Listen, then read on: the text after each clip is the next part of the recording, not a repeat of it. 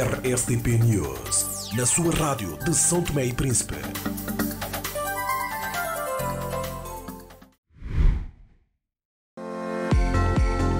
Neste Natal, oferece os melhores equipamentos com descontos especiais. SPC Talk por apenas 450 dobras, com turbina mensal incluído e oferta de uma fita de sublimação 4G. TCL 501 por apenas 1790 dobras, com turbo mensal incluído e oferta de uma t-shirt. Campanha válida até 31 de janeiro. Celebre este Natal com os melhores equipamentos. CST, sempre juntos, pelo país que amo.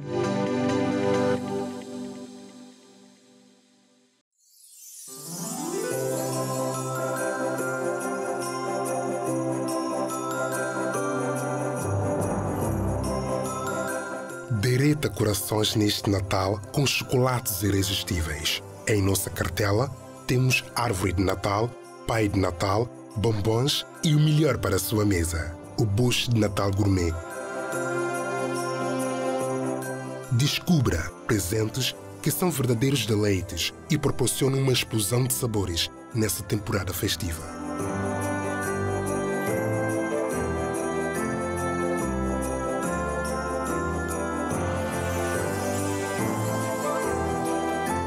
Nesta quadra festiva, faça sua compra na nossa loja filial Diogo Vaz, de frente ao restaurante Papa Figo, e habilita-te a ganhar uma TV Smart 32 polegadas no sorteio do Natal.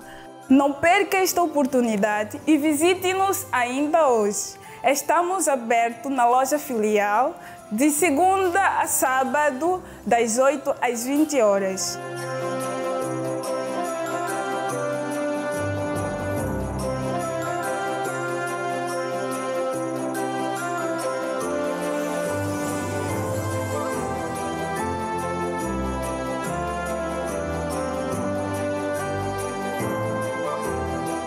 A Diogo Vaz deseja a todos os seus clientes, amigos e colaboradores um Feliz Natal e um próspero Ano Novo.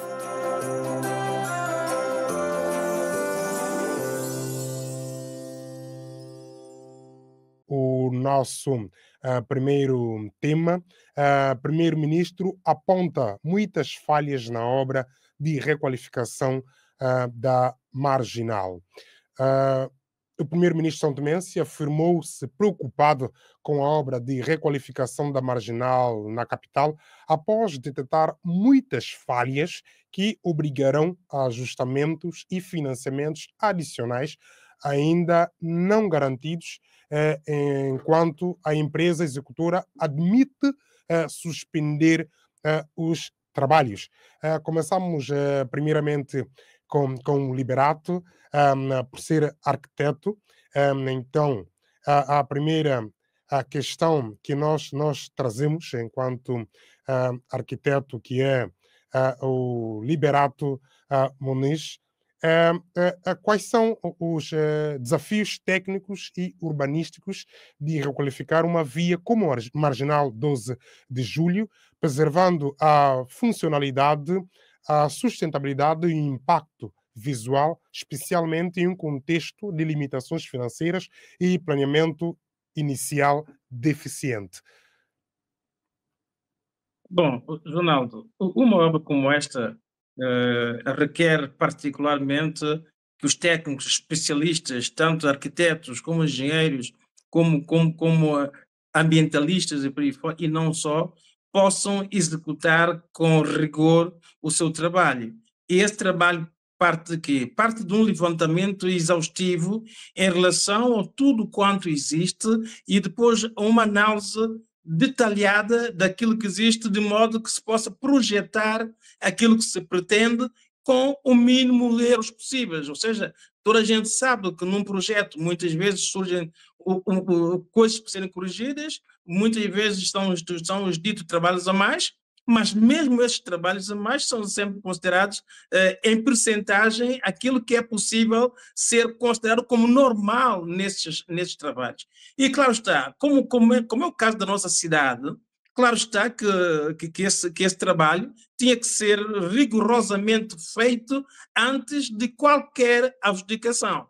Isto era o que eu particularmente vinha pedindo ao longo dos tempos, mesmo neste programa. Eu tentei várias vezes solicitar ao governo santomense, não só este governo, como os outros, o que é que se pretendia efetivamente fazer na nossa marginal para que a população tivesse pelo menos a ideia do que é que terá no futuro, de modo que pudessem sonhar com uma melhor cidade, ou melhor dizendo, com uma melhor marginal. E é isso que Quer dizer todos que nós... enquanto arquiteto já previa essa situação? Não, enquanto arquiteto, o que eu esperava sempre é que, de uma forma ou outra, pudesse surgir um ou outro trabalho a mais. Mas o que eu nunca esperava é, depois de ouvir a entrevista, ou seja, depois da visita do primeiro-ministro. Por quê? E eu vou explicar isso com calma. Quando o primeiro-ministro diz que, eventualmente, há problemas do outro governo em 2021 com esta obra, é uma coisa que nós temos que, a partir de dizer que não, é impossível. Ou seja, se o governo no passado, com a sua equipa, cometeu erros, esses erros estão cometidos, mas o que se espera é que o governo que adjudica a obra, o governo que entrega a obra, tenha feito o levantamento, a análise e tenha ponderado o suficiente para saber o que é que vai entregar. Agora, o que me pareceu depois da entrevista do primeiro-ministro é que este governo, ainda quando mais nós ouvimos o primeiro-ministro dizer a coisa de uns meses antes do início das obras, que ele não entendia o porquê do não início das obras, o que pressupunha que estava tudo estudado. Então, não se aceita de maneira nenhuma que o primeiro-ministro venha agora dizer que existem esses erros. Esses erros não podem ser considerados como erros do projeto, como erros que não se conhecia antes da adjudicação. Porque se não conhecia esses erros antes da adjudicação, quer dizer que este governo não fez nada, quer dizer que os técnicos responsáveis por esta obra nada fizeram, mas mais do que isso, a própria equipa que ganhou a obra, que tem que ter obrigatoriamente o conhecimento do caderno de encargo da obra, também não conhecia a obra. Então eu pergunto, como é que é possível, quando se vai praticamente desmanchar toda uma marginal, quando se vai tentar trazer o melhor para essa marginal, que quem adjudica a obra não tenha conhecimento exato daquilo que é a obra, e quem recebe a obra, concorre para a obra, também não tenha conhecimento. Então, eu entendo que está tudo muito mal explicado e que o Ministério Público, particularmente, tem que entrar no terreno e fazer um levantamento de modo que possa encontrar a justificação do que está a acontecer, que, no meu entender, pode ser verdadeiramente prejudicial para São Tomé e Príncipe. Eu tenho alertado aqui muitas vezes que, em São Tomé e Príncipe, dá-me a impressão que ninguém se preocupa com aquilo que é coletivo, porque cada um tem tentado resolver os seus problemas com os negócios do Estado.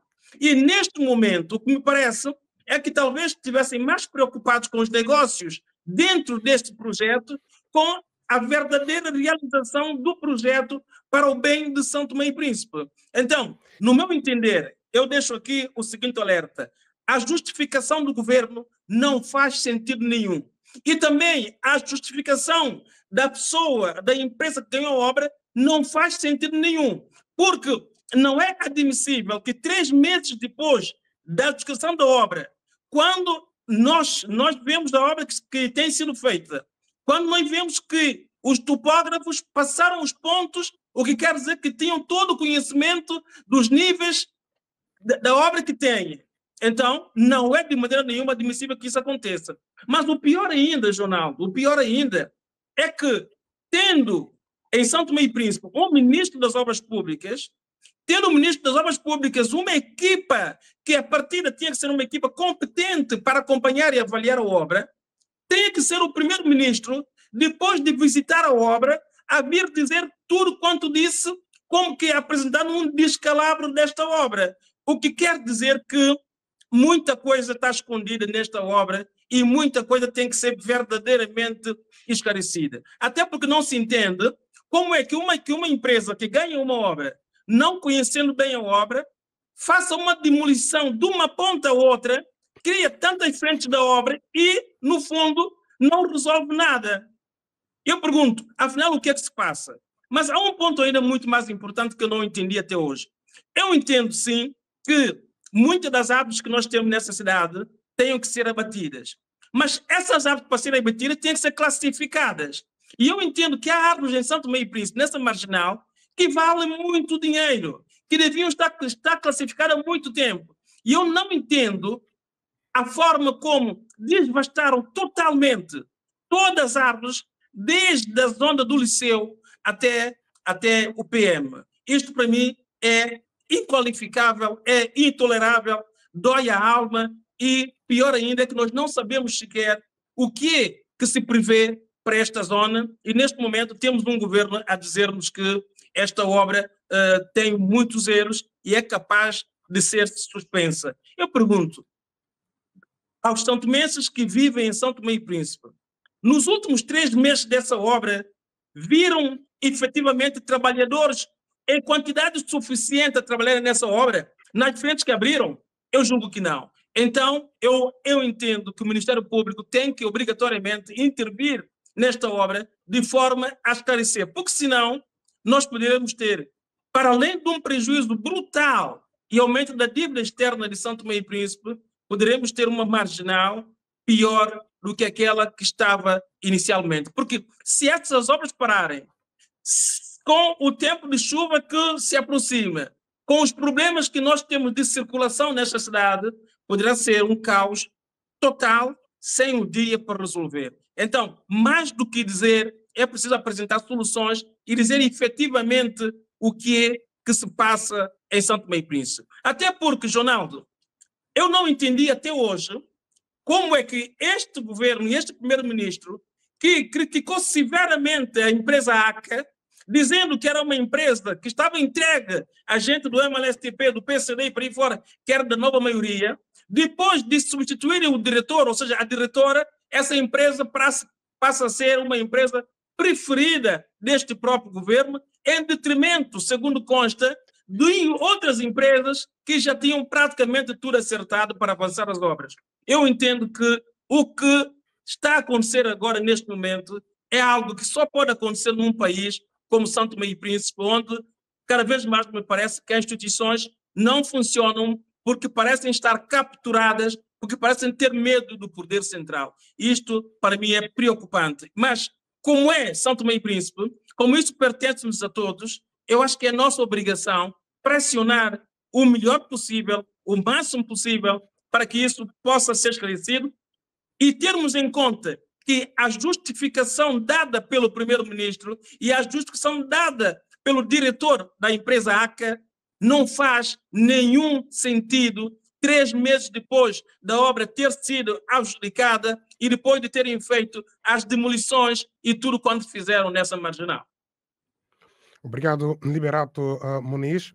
Arsemiro dos Prazeres, quais os impactos dessas falhas, tanto no planejamento, na execução, para os recursos, no que toca à gestão dos recursos públicos e como isso afeta a confiança da população com o governo? É profunda, porque o que se tem notado... Desculpe-me que aí não consigo saber como é que está.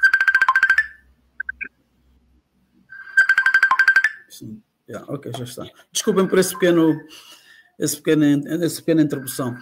Eu dizia que realmente o impacto é extremamente negativo. Primeiro porque não se compreende como é que se chega a esses estágios de coisas. Havia uma adjudicação a uma empresa, creio que chinesa, por 20 milhões. E na base dessa adjudicação teve, obviamente, o concurso público, onde todas as empresas concorrentes tiveram na base de um projeto de intenção. Um projeto que estava perfeitamente um caderno de encargos, onde eles analisaram os seus engenheiros, os seus financeiros e deram o preço total tanto. Ora, adjudicou-se isso a uma empresa chinesa. Quando vem esse governo, tem suas próprias políticas, é perfeitamente normal, achou que não, que isso devia ser feito de uma outra forma. Então, quem tinha melhor capacidade para fazer essa obra e com algumas alterações, porque eles trabalharam na alteração do estudo, seria a empresa ACA. Perfeito. Portanto, daí Quando aparece a empresa ACA com 15 milhões a mais do que a empresa ganhou, eu compreendi que só podia ser pelos aumentos de trabalhos, a adulteração ou aumento de trabalhos nesse caderno de encargos, para que dessem origem a esse montante de 35 milhões. Ora, não é possível que 3 meses depois do começo das obras, e quando o primeiro-ministro já tinha reclamado há cerca de 1 mês e meio, que achava que as obras estavam muito devagar, que só agora se vem a constatar que, afinal, há falhas no projeto. Isso é gravíssimo. Falhas no projeto que não são pequenos, que levou até ao facto de 2 situações. Do primeiro-ministro dizer que tem-se que encontrar saída para essas falhas e dentro do orçamento fixado, dentro dos 35 milhões, e o senhor da empresa dizer que tem estado, desde o início, a informar a quem de direito, nesse caso o dono da obra, deve ser o INAI, de que foram encontrando pequenas dificuldades que agora se tornaram grandes, ao ponto, inclusive, de ir para a estrada principal, que estava arquitetada para 7 metros, creio, para ter vias de acesso com maior fluidez, uma vez que é a parte do país que mais circulação possui, de 7 metros para agora apenas 3 metros, uma vez que tem a ciclovia, tem os passeios, etc, etc. Ora, isso não é uma coisa pequena, é uma coisa grave. Acresce a isso ao facto do empresário, nesse caso o diretor da obra, dizer que não tem como, se não houver uma solução muito rápida, porque ele já está à espera disso há mais de 1 mês e meio, se não houver uma solução muito rápida pela apresentação dos constrangimentos que eles descobriram, que vão parar os trabalhos. E vão parar os trabalhos porque estão a trabalhar na base de uma empresa privada, que tem os seus cálculos, etc.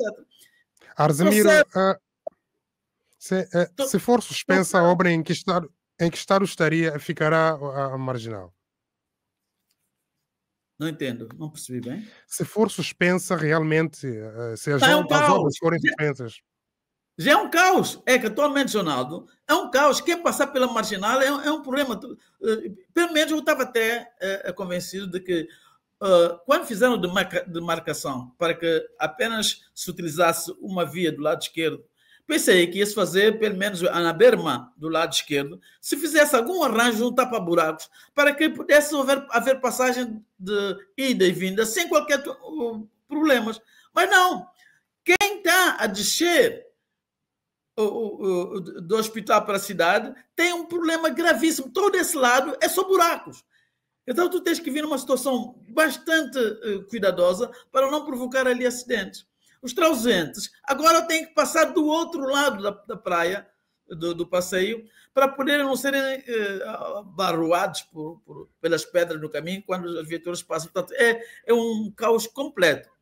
E esse caos vai ser agudizado quando a empresa parar os trabalhos, porque, como eu estava a dizer, eles trouxeram inicialmente os seus expatriados, isso tem uma contabilidade própria, aqui eles pagam as casas, pagam o subsídio de deslocação, etc, etc, tem de férias, etc, etc.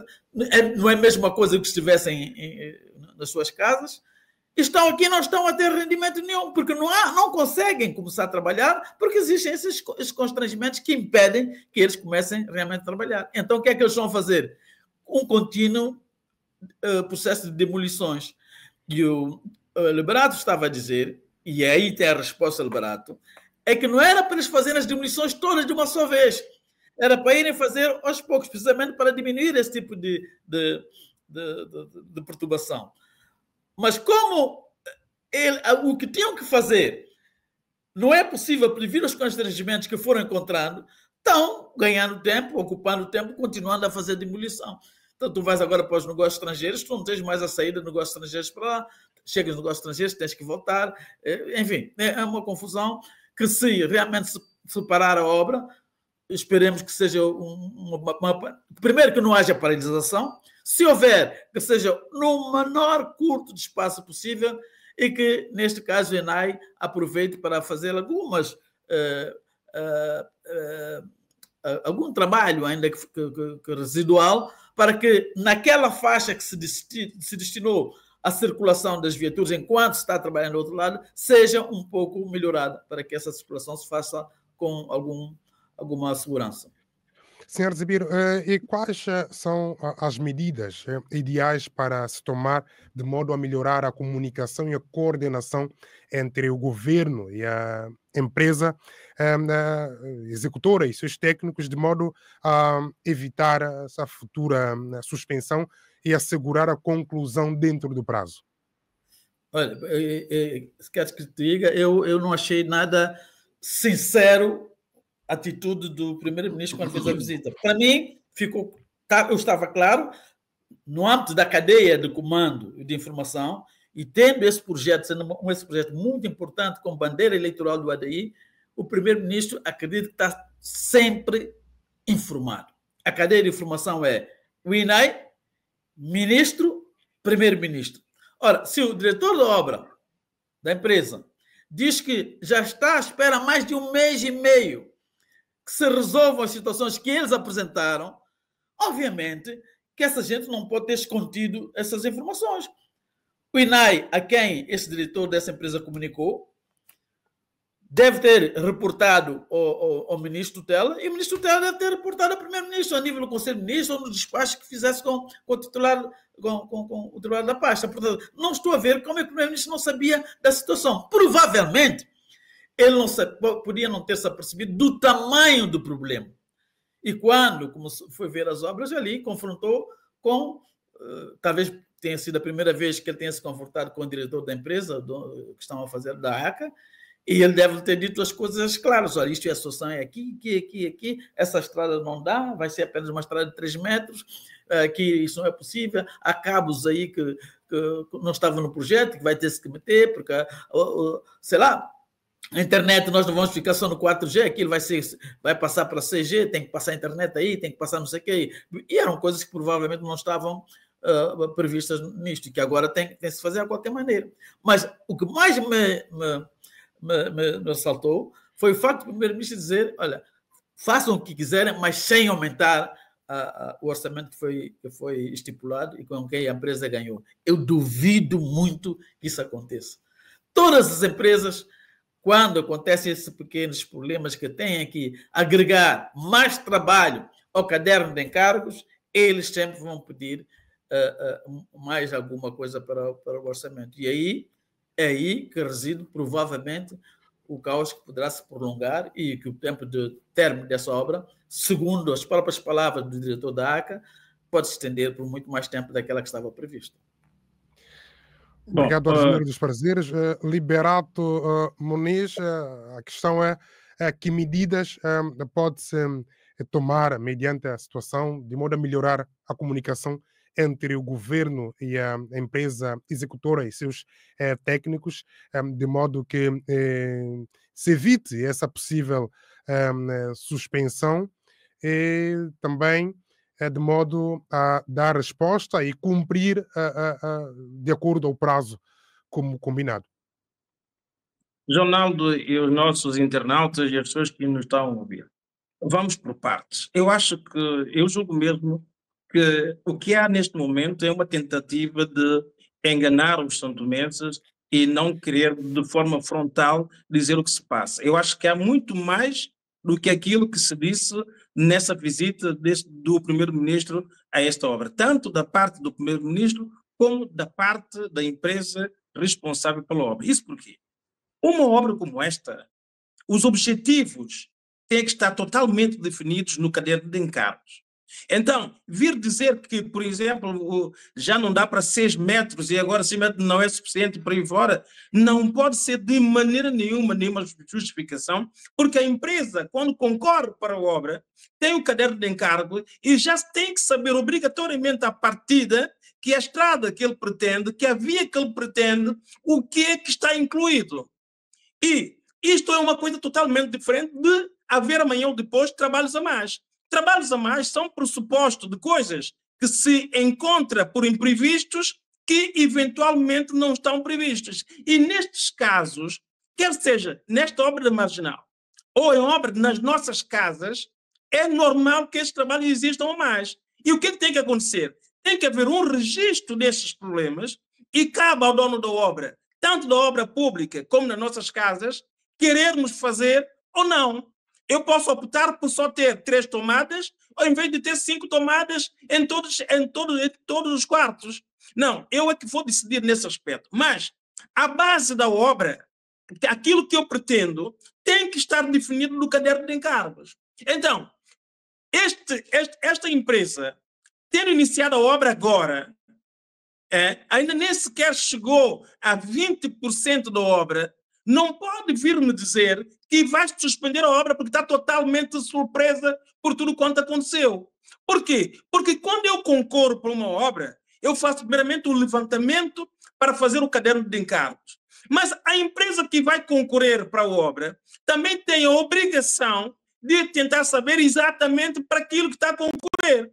E se é uma obra num outro país e por aí fora, ele tem a obrigação de encontrar outras equipas que lhe possam dar pelo menos o feedback necessário daquilo que ele pretende para que ele não tenha muita surpresa.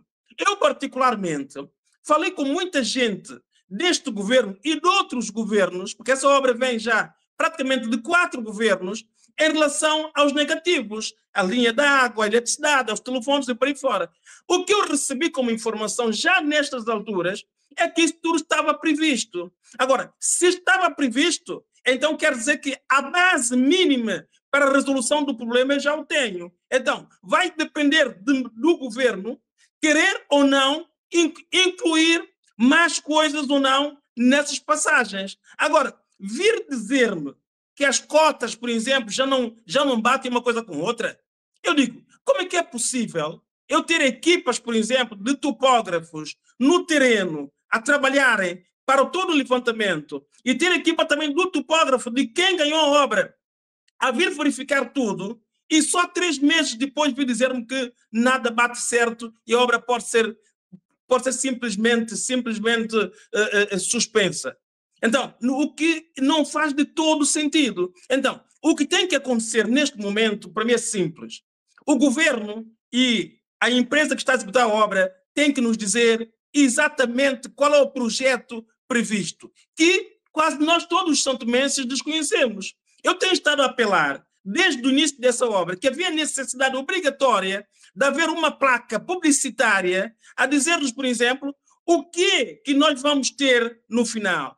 E, afinal de contas, nós não temos essa placa. Pior ainda é que até a empresa ACA, que é responsável, ACA Angola, que é responsável pela obra, até ela própria tem medo de pôr painéis de publicidade sua. Eu tenho visto, por exemplo, pequenas, em placas pretas, que quase ninguém vê.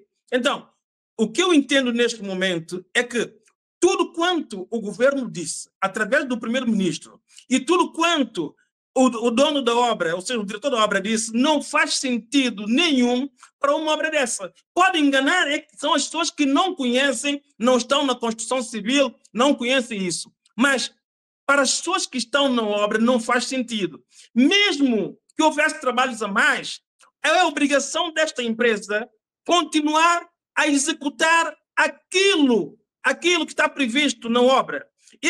Essa empresa pode dizer que não pode dar continuidade à obra. O que ela está a dizer é que o governo do MLSTP, da nova maioria, o governo do ADI, passado, e este governo, não sabiam e não sabem sequer aquilo que se pretende para a Marginal. Então, eles que nos venham dizer quem lhes deu o caderno de encargos para que houvesse um concurso público. E esta empresa que está a executar a obra tem que nos vir dizer, então, por que participou e como é que consegue participar sem conhecer efetivamente se é possível ou não executar realmente a obra. É uma coisa que eu, sinceramente, não entendo. Mas eu volto a repetir.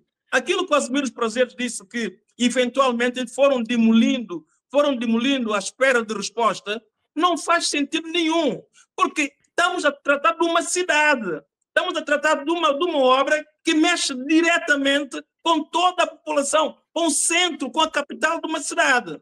Então, o que se devia ter feito é, com precaução, dizer assim, muito bem, eu vou intervir diante do Liceu Nacional, vou ver o que existe, o que não existe, e só depois vou dar continuidade. E, nesse pressuposto, eu podia dizer, está bem, aqui há erros graves, vamos corrigir e aproveitamos para ver já mais à frente o que é. Mas o que não é admissível é uma obra preparada com quase 10 anos, nós termos 3 meses depois da obra vir dizer-nos que ninguém sabe praticamente o que é que se tem que fazer. Isto não pode ser. Em condições normais, o ministro de Infraestrutura devia ser automaticamente demitido, mas toda a sua equipa. Por quê? Porque só depois do primeiro-ministro ter vindo ver a obra é que se descobriu que é esses erros todos. Eu pergunto, então, a equipa técnica e o ministro de Infraestruturas estão lá para fazer o quê? Têm medo da obra? Então, por que começaram? E depois, por que começaram a obra e por que o primeiro-ministro disse que havia todas as condições para começar a obra, que ele não conseguia entender o porquê? E eu vou mais longe. Se eu não estou no erro, o próprio ministro de Infraestruturas, quando iniciou a obra, disse que ele já negociou. Essa obra não tem que negociar com ninguém.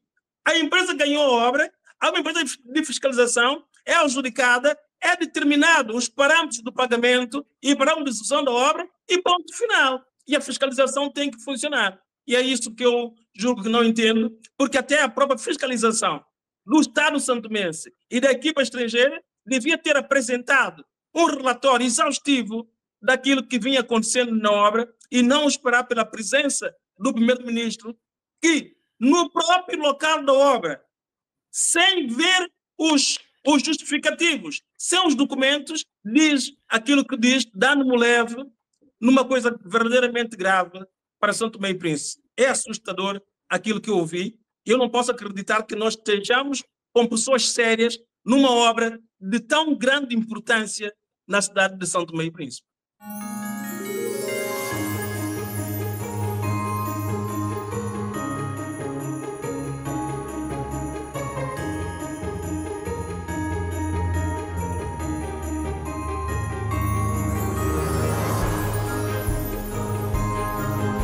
Neste Natal, desejamos que a paz e o amor sejam a razão que nos move nesta celebração.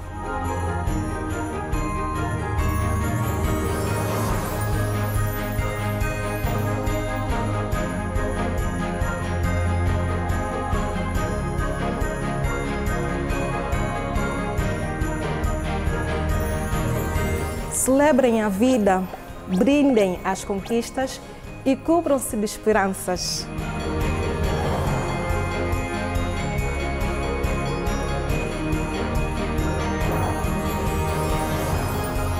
A SAR Seguro deseja aos seus estimados clientes e parceiros boas festas e um próspero ano novo.